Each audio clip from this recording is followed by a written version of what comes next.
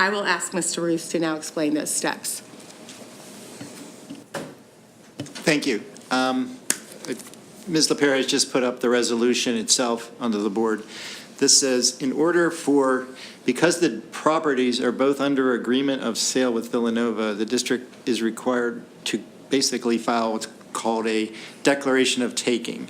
That is the legal document that formally condemns or exercises the district's right of eminent domain over property. Once those declarations are filed, then the district technically will own the property. At that point, the district will be in a position where it can negotiate the terms and conditions and the price to be paid for the properties at that point with the sellers. The rest of this resolution provides the authorization in terms of negotiation.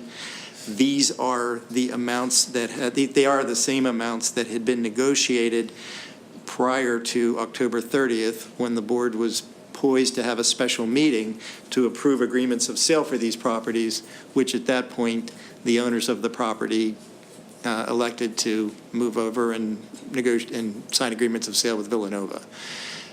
We just found out about these agreements of sale. It's necessary that we did this. It's necessary that we did this with, dispatch in order to make sure that the declarations were filed prior to the properties, prior to the sale, the closing of the properties with Villanova. So that's why we're here today, and that's why the resolution says what it says. Happy to take any questions. What is the status of the other property then that we were pursuing? You mean, you're talking about the 912 Spring Mill Road property? Yes. Status is that the board will be in a position to reassess whether or not what to do with those properties. But nothing needs to be decided today. I think we're going to take a roll call vote.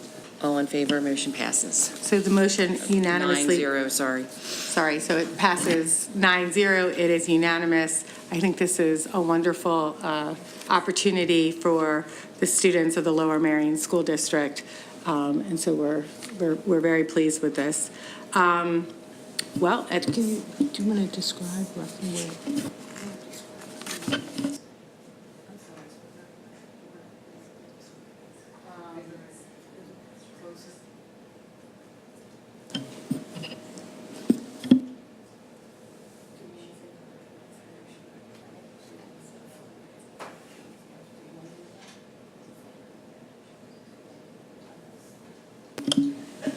So Mr. Roos is correct. The board does not have to take any action tonight on the property at 912. Our preliminary investigation does indicate that there are some significant wetlands incursions that cause some situations.